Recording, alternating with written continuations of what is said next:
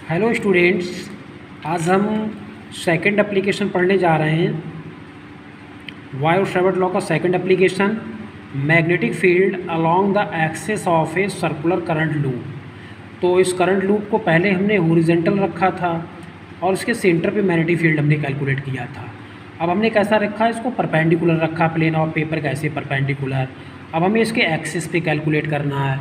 जैसे कोई आपका रिंग होता है, रिंग जैसे ये रिंग है, मान लीजिए रिंग जो होता है आपका, तो रिंग के हमें किस पे करना है, एक्सिस पे कैलकुलेट करना है। ठीक है, तो देखिए ये हमारा जो रिंग होगा बहुत सारे एलिमेंट से मिलके बना होगा, circular wire D L D L D L D L D L. तो एक करंट एलिमेंट हमने डी एल ऊपर लिया, एक इसके डाउनवर्ड। इस डी एल की वजह से जो मैग्नेटिक फील्ड होगा वो हमारा डी बी होगा। और इस डी बी के कितने कंपोनेंट्स होंगे, 2, डी बी कॉस फाई और डी बी साइन फाई। इसी तरह से इस डी एल की वजह से मैग्नेटिक फील्ड हमारा डी बी होगा, इसके भी 2 कंपोनेंट्स होंगे, d B cos phi d B sine phi. तो देखिए ये तो कंपोनेंट हमारे कैंसिल हो जाएंगे। मैग्नेटिक फील्ड ये दोनों सेम डायरेक्शन में, तो मैग्नेटिक फील्ड इनकी वजह से होगा। ठीक है, और डायरेक्शन क्या होगा मैग्नेटिक फील्ड का, तो देखिए डायरेक्शन जो मैग्नेटिक फील्ड का होगा वो इस तरह से होगा। ये है, ऐसे हम निकालते हैं मैग्नेटिक फील्ड का डायरेक्शन। किस तरह से होगा, करंट हमारा ऊपर तरफ होगा, इस तरह से होगा। देखिए मैग्नेटिक फील्ड का डायरेक्शन ये होगा, मैग्नेटिक फील्ड का डायरेक्शन ये इस तरह से मैग्नेटिक फील्ड का डायरेक्शन होगा। आ नहीं रहा, इस तरह से होगा। देखिए मैग्नेटिक फील्ड का डायरेक्शन इस डीएल के लिए इस तरह से होगा, और डाउनवर्ड वाले डीएल के लिए ऐसे होगा, नीचे की तरफ होगा। ठीक है, डाउनवर्ड वाले के लिए, इसके लिए ऐसे होगा, इस वाले डीएल के लिए ऐसे, और जो नीचे डाउनवर्ड करंट एलिमेंट उसके लिए इस तरह से होगा मैग्नेटिक फील्ड। ठीक है, तो हमने क्या कर लिए हैं, कंपोनेंट्स कर लिए हैं। क्योंकि ये कंपोनेंट, भाई ये भी एक बड़ा कारण है कंपोनेंट क्यों किए। ठीक है, कंपोनेंट हमने क्यों किए, क्योंकि ये हमारा एक सिमेट्रिक बन रहा है। तो सिमेट्रिक में जाहिर सी बात है कि हम इसके एक किससे मिलके बना होगा, स्मॉल एलिमेंट्स डी एल से मिलके बना होगा। तो एक डी एल के लिए मैग्नेटिक फील्ड निकालेंगे और उसका क्या कर देंगे, इंटीग्रेट कर देंगे, आ जाएगा हमारा आंसर। तो वायो-सेवर्ट लॉ ने क्या बताया कि अगर आपके पास कोई करंट एलिमेंट डी एल है, उसकी वजह से मैग्नेटिक फील्ड के लिए फार्मूला होता है μ0/4π I D L sine theta upon R square. R कितना है, करंट एलिमेंट से पॉइंट पी तक का डिस्टेंस क्या, एस, तो एस स्क्वायर। अब देखिए डी एल जो होगा वो एस का परपेंडिकुलर होगा। डी एल एस का परपेंडिकुलर देखिए कैसे होगा, डी एल तो हमारा ये हो गया, डी एल हमारा पेन के डायरेक्शन में हो गया, और एस जो होगा हमारा फिंगर के डायरेक्शन में होगा। डी एल का डायरेक्शन क्या होगा, डी एल देखिए ऊपर की तरफ जा रहा है, तो डी एल का डायरेक्शन हो गया ये। ठीक है, और मैग्नेट जो एस है उसका डायरेक्शन हमारा ये हो गया, एस का डायरेक्शन हो जाएगा ये। ठीक है, तो एंगल कितना बनेगा, बाय डी एल ऊपर की तरफ, जस्ट ऐसा, डी एल जस्ट ऊपर की तरफ।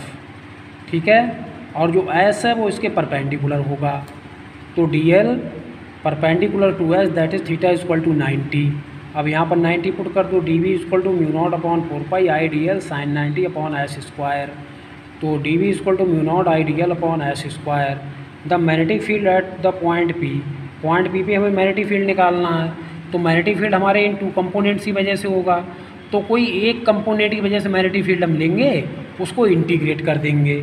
भाई ये तो हमारे कैंसिल हो जाएंगे, वर्टिकल अपोजिट, ये कैंसिल, ये कैंसिल। मैग्नेटिक फील्ड हमारा इन दोनों की वजह से बचा, इन दोनों ऐड होकर मैग्नेटिक फील्ड देंगे। ठीक है, तो किसी एक के लिए निकाल देते हैं हम। तो total magnetic field eight point P क्या करेंगे, हम इंटीग्रेट कर देंगे डी वी साइन फाई का।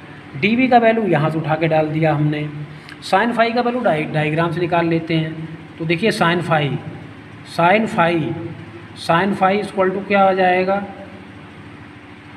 साइन फाई इक्वल टू होगा परपेंडिकुलर कितना ए, और हाइपोटेनियस कितना एस।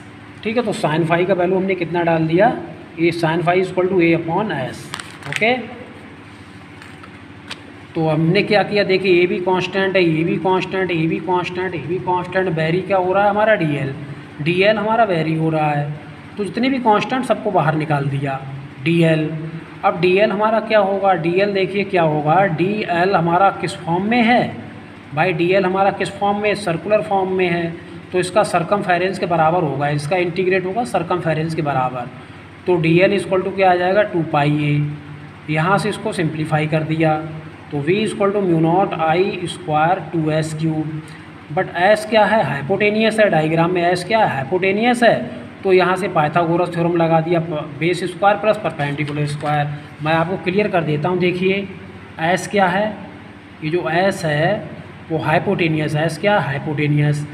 s देखिए s हमारा है हाइपोटेनियस, ये एंगल कितना बन रहा है 90, तो हाइपोटेनियस निकालेंगे तो perpendicular square plus base square, ठीक है, perpendicular square plus base square, इसको यहाँ से कैंसिल कर दिया, हमारा b इक्वल टू क्या आ गया mu naught I a square 2s cube.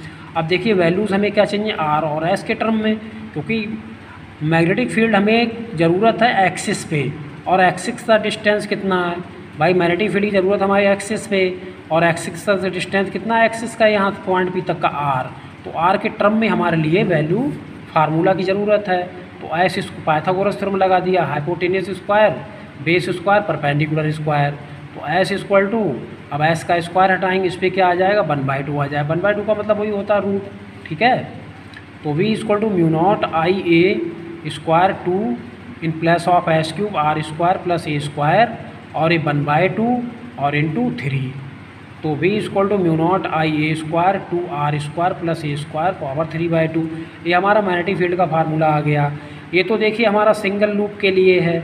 If magnetic field if coil consists of n numbers of turns, अगर कॉइल में n नंबर्स ऑफ टर्न्स हैं तो n से हमने क्या कर दिया, इसका मल्टीप्लाई कर दिया, n से क्या कर दिया इसका, भाई एक लूप के लिए हमारा इतना आया है तो n के लिए क्या करेंगे, n से मल्टीप्लाई कर देंगे।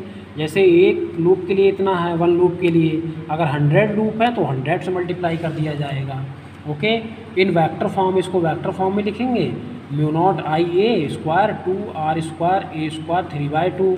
अब अच्छा किसके अलॉन्ग जा रहा है, हमारा जो हमारा एक्सिस है वो एक्सिस हमारा किसके अलॉन्ग जा रहा है, वो हमारा एक्सिस जा रहा है एक्स एक्स के अलॉन्ग, पॉजिटिव एक्स एक्स के अलॉन्ग। भाई एक्सिस हमारा यही तो जा रहा है, ये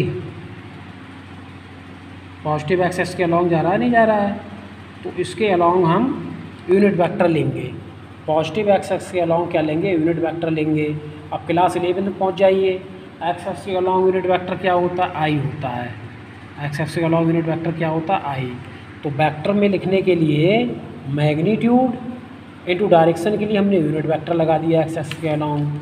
अब स्पेशल केसेस में देखिए, at the centre of current loop के सेंटर पे निकालना है। जब सेंटर पर हम कैलकुलेट करेंगे तो ये वाला डिस्टेंस क्या हो जाएगा, r 0 हो जाएगा, जो r डिस्टेंस है एक्सेस वाला डिस्टेंस हो जाएगा 0, तो r की जगह पर हमने इस फार्मूला में 0 पुट कर दिया, जो हमारा फार्मूला है इसमें 0 लगा दिया, क्योंकि एक्सेस पे निकाल रहे हैं, वो सेंटर पे निकालना तो एक्सेस का कोई मतलब नहीं रहता है, क्लियर, कोई मतलब नहीं रहेगा एक्सेस का। तो इसको सिंप्लीफाई कर लिया, 2 से 2 को डिवाइड, कितना आ गया, ये आ गया, देखिए सिंप्लीफाई होके ये। अब देखिए कह रहा है at the axial points lying far away from the coil. अगर एक्सियल पॉइंट क्या है, बहुत ही दूर है, कहने का मतलब r इतना ज़्यादा है कि r के कंपेयर में a क्या हो जाता है 0, r के कंपेयर में a क्या हो जाता है 0। जब r के कंपेयर में 0 हो जाता है, r much greater than a का मतलब है, r much greater than a का मतलब है कि अब हम इस फार्मूला में क्या रखेंगे, जब r बहुत ज़्यादा है 0 रखेंगे एक ही जगह पे, तो एक ही जगह पर हमने 0 रख के इसको सिंप्लीफाई कर दिया, आ गया फार्मूला, ठीक है। वीडियो आप बार बार देखें तभी आपकी समझ में आएगा, एक बार देखने वीडियो समझ में नहीं आता है। At an axial point at a distance equal to the radius of the coil r equal to a। अब देखिए एक्सिस जो एक्सियल पॉइंट है, मतलब जो एक्सिस में जो पॉइंट हमने लिया था उसका वैल्यू कितना है, रेडियस के इक्वल है, तो mu not an I a square 2 A square plus a square 3/2 mu not an I a square 2। अब देखिए ए स्क्वायर क्या हो जाएगा, 2a स्क्वायर हो जाएगा, 2 स्क्वायर हो जाएगा, अब 2 पे पावर कितनी आ जाएगी 3/2, और इस पर पावर 3/2 आएगी।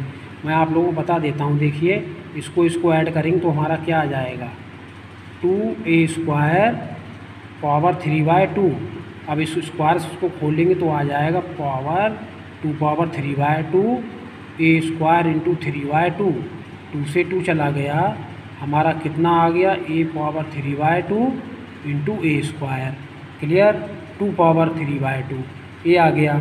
अब एक 2 यहाँ पर एडवांस में है, जब एक 2 यहाँ पर और है तो मल्टीप्लाइंग पावर ऐड हो जाएगी, 1 प्लस 3y2 ऐड कर लीजिए, तो 2 प्लस 3 क्या हो गया, 5/2। क्लियर, तो ये आ गया हमारा फार्मूला। समझ में आ रहा है ना? तो अगर एक बार समझ में आया, 2 बार वीडियो देखिए। ठीक है, थैंक यू।